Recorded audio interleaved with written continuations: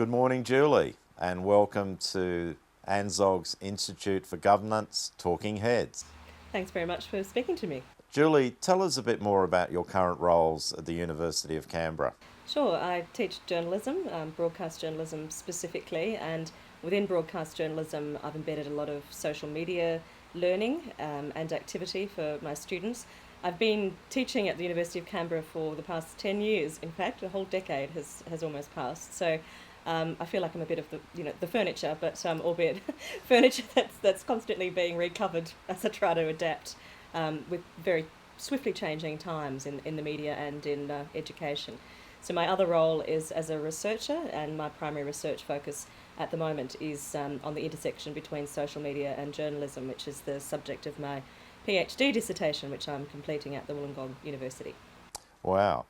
And with your journey, what have been the biggest influences on the generation of your ideas along the way? It's been an interesting journey. I mean, my professional background is as a journalist, primarily with the ABC, where I was for about 14 years as a news and current affairs and documentaries reporter across radio and television, from local radio right through to national television. So I've had fairly broad traditional broadcast experience, which underpins everything that I do academically and professionally, given my sphere of expertise and interest.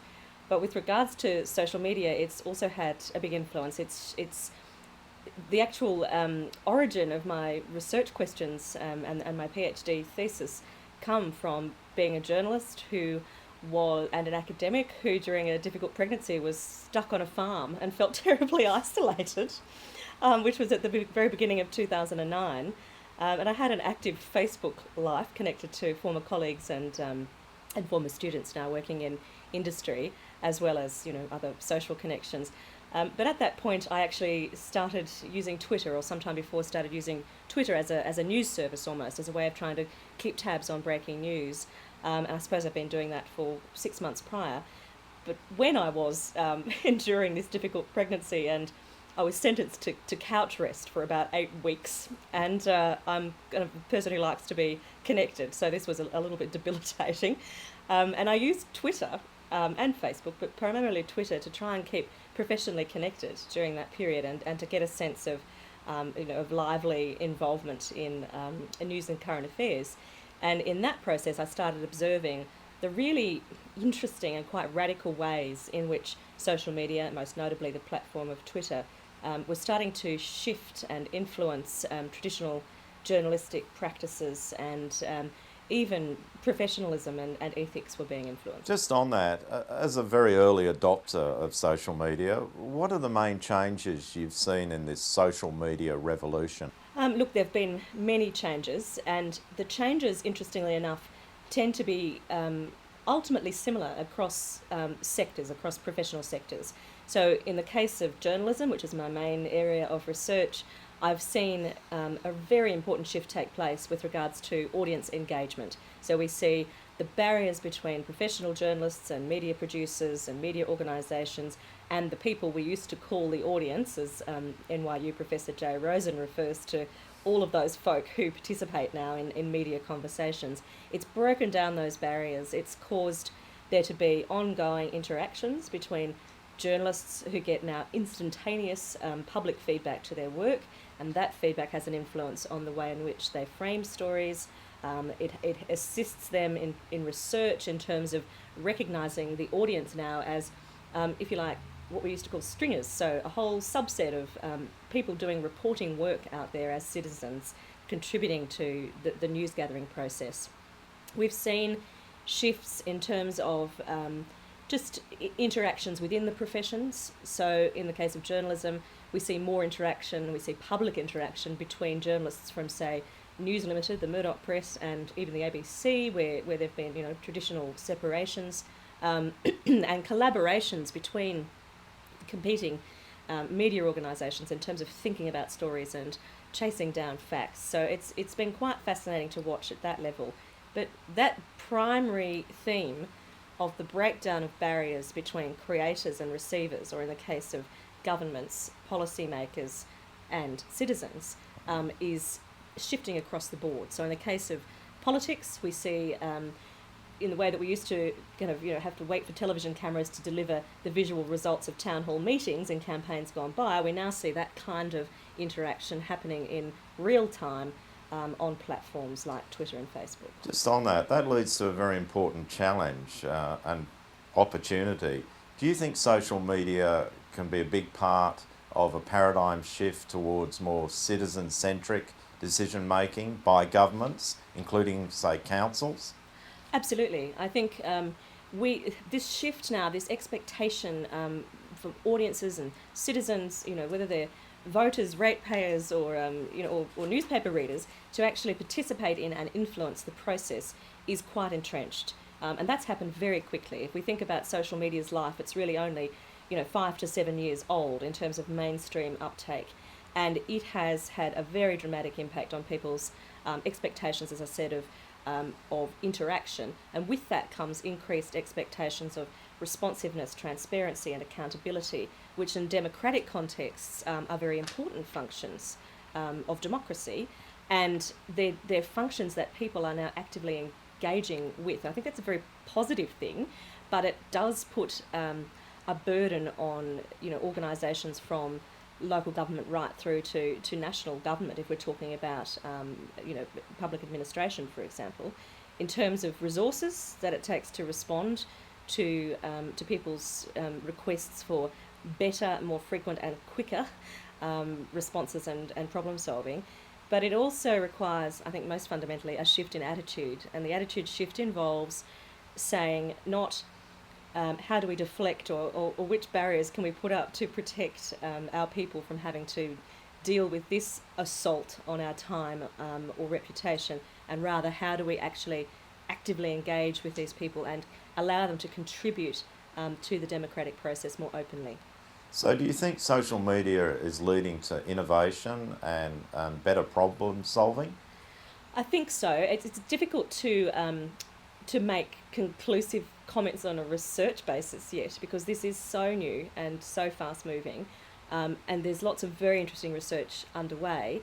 But anecdotally, observationally, you can certainly draw the conclusion, even if we just think about disaster management, for example, and the ways in which we're seeing collaborations between citizens, local to national government, emergency organisations, and media. It's now a kind of three-pronged approach that happens in a very public way. The information sharing, distribution, and the kind of, even down to sort of organising cleanups in Brisbane after the floods, for example, using platforms like Twitter for citizen-initiated sort of response assistance, which was then adopted by and harnessed by councils and other organisations. So there's very many positives that you can see developing in terms of innovation, which raises the bar in terms of it's about speed, it's about transparency, it's about responsiveness, but it's about inclusiveness as well,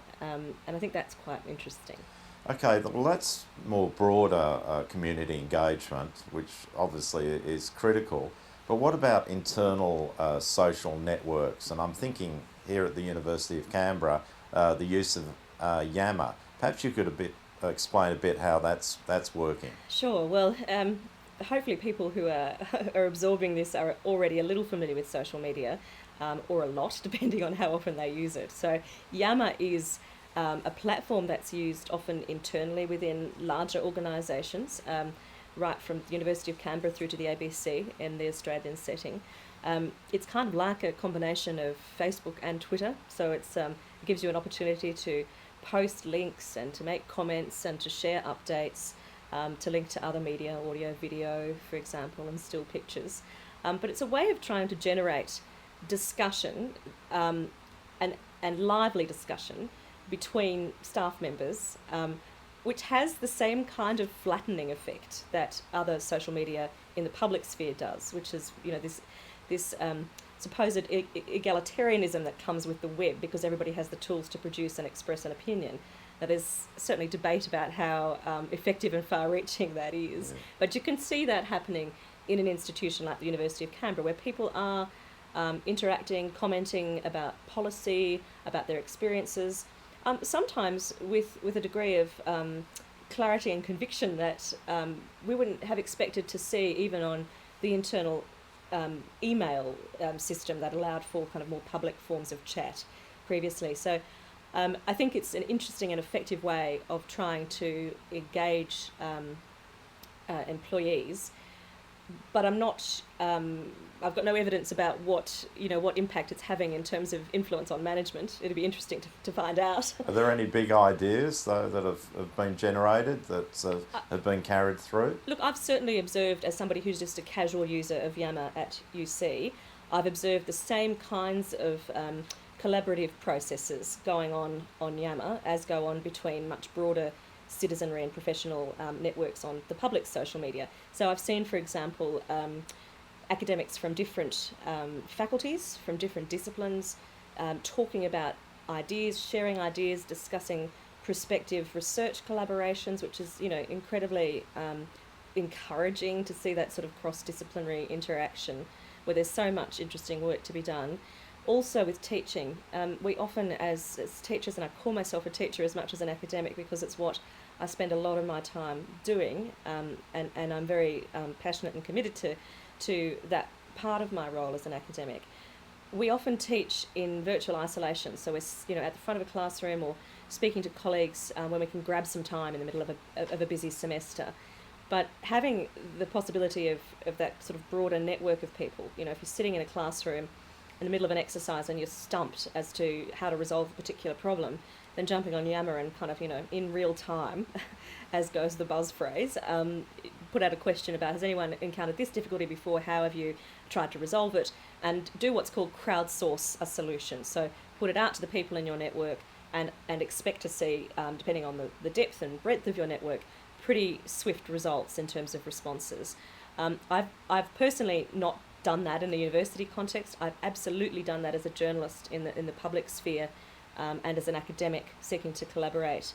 And I've used Twitter to make connections that have led to all sorts of interesting collaborations journalistically and professionally and in research. And what do you think the implications are from this for, say, local government? I think they're quite broad. I think it changes so much about what we do and how we do it. Certainly fundamental principles and core ethical values will remain, but they need to be perhaps reinterpreted in the context of what is ultimately an extremely revolutionary process. We're seeing the upending of power structures in effect with regards to communication distribution, at least. So there was previously a very hierarchical approach to delivering information and receiving information and the production of information. That has changed dramatically as a result of the internet from the early 90s onwards, but social media has propelled that with speed and with a degree of accessibility, like right through to mobile access. It's not a case now of people having to be able to afford to have broadband desktop internet access. Most phones now have some capacity to be able to be connected via the web, and people are finding through the lowering of the cost barriers to participation as quite an incentive to jump on board. Everybody from small children using some purpose-built social networks based around schools, right through to grandparents who I talk to who tell me that they're on Facebook because they're trying to keep tabs on their grandchildren, and their grandchildren's parents have been blocked on Facebook, but they're certainly in touch with them. So we're seeing all sorts of interesting effects right through society. We've heard a lot about the opportunities, but we're also hearing fear from managers, counsellors working in local government about the loss of control and staff going off and doing their own thing. Yeah. How can we alleviate such concerns? Well, I think you have to acknowledge them. There are genuine and real concerns and fears based on those concerns that I do think need to be acknowledged. And you've identified one of the big ones which organisations struggle with, and that is this loss of control over image, reputation and information. It becomes flatter, so you do have employees with capacity to express themselves publicly in ways that they previously might not have done, other than, say, becoming whistleblowers, semi-anonymously or publicly. There are certainly implications for management and for reputation in terms of the way we might have previously controlled image with regards to communication. But there's no point trying to box it. You can't put this genie, back in the bottle. So the best and only way, I think, to deal with that particular conundrum is to educate employees about the powers, the benefits, the pitfalls, the risks, and to also ensure that you have pretty clear guidelines and policy statements on appropriate modes of behaviour. With that said, though, I'd really caution organisations and managers from trying to be too restrictive about putting up rules and regulations that prohibit their employees' engagement as citizens. I mean, it's one thing to regulate people's activity in the workplace, it's entirely another thing to try to regulate them as citizens. And one of the issues confronting organisations highlights one of my major research findings with regards to journalism and the media and social media, and that is the implications of the clash of the personal and private spheres on the one hand and the public and professional spheres on the other. Those lines are now blurred, and trying to sort of separate them out and manage them is extremely difficult. So the best way to protect your reputation and to ensure that your job as a manager and perhaps as a communications official within an organisation is able to be done effectively with regards to a crisis or any other kind of situation is to ensure that you have employees who are social media literate, that you support their social media activity, and that you also have, I suppose, loyal employees who feel that they can trust their managers and their organisations, because they're unlikely to share information that's damaging if that's the sort of culture that has been built up in an organisation. Using history, we saw the exponential growth of the internet and the World Wide Web from about the mid-1990s, and now we're seeing social media tracking perhaps even at a faster growth rate. Where do you think this is all going, and what's your vision for social media into the future? Well, I'd be a squillionaire if I had the answer to where it's going, and that's not my objective in life. It's not my focus. So, but in terms of just research questions and just my general fascination as a journalist and academic with this, I have thought about it. I mean, there are two things that are clear to me: that the future of any kind of public communication is now social and mobile. So it's interactive, it's connected across traditional boundaries, it's collaborative, and it's portable. It's always on. And that poses other issues, of course, for organisations in terms of how to manage interaction and communication both with employees and with the general public. So I'd add to those lists of concerns resourcing issues about how to deal with this. But it's a vision for the future that I think is exciting and more positive than negative. But it is... And we are making big progress, I think, as a society in terms of coming to grips with these changes. There are still pockets of resistance within organisations, within particular spheres, professional spheres, but people's concerns and fears are gradually being overcome as we see some of the more positive possibilities flowing from social media. And as I said before, for that to be recognised, you do actually need to acknowledge the concerns and the risks and the pitfalls. And I think to facilitate debate and discussion within organisations about those, so that people are able to feel comfortable about, expressing their discomfort about a particular platform, or, their fear, and they can talk to their bosses about, what happens if I tweet that I'm at a pub drinking and I work for a teetotaler organisation. What are the implications for all of this? So that's a way to break down the barriers. And finally, for social media, what's your main take-home message for elected representatives, managers working in councils and from other spheres of government? I think for everybody from administrators to journalists to public relations officials to elected representatives, NGOs, right across the board, and this goes for corporations too, in order to allow your brand, whether that be governance or political or democratic or a particular product, whatever it may be, for it to be respected and for it to get traction in the community, you need to be engaged, you need to be responsive, you need to be interactive, you need to be respectful of the people you're interacting with. Look at them as resources, not as inhibitors, and think about how you can create commitment to whatever it is that you're involved with, which is particularly important with regards to government and democracy, trying to get people engaged in those processes. I mean, we've heard for years about the apathy of young people, and I get quite tired of that as somebody who teaches some incredibly talented and inspiring young people who have a desire to change the world, which is a desire that I happen to think is a pretty excellent one to have. And the way to harness that is really as simple as engaging with that and facilitating discussion around their ideas and the issues that are connected to it. And if you can take the lesson that people are learning about engaging young people in these spaces and allowing them to be considered in a way that they previously perhaps were not, in terms of having impact and influence on policies and processes, then I think that's a good place to start. Julie Posetti, it's been a pleasure talking to you. Thank you for sharing your experiences, your knowledge, and your ideas for a social media future. You're very welcome, Paul. Thanks.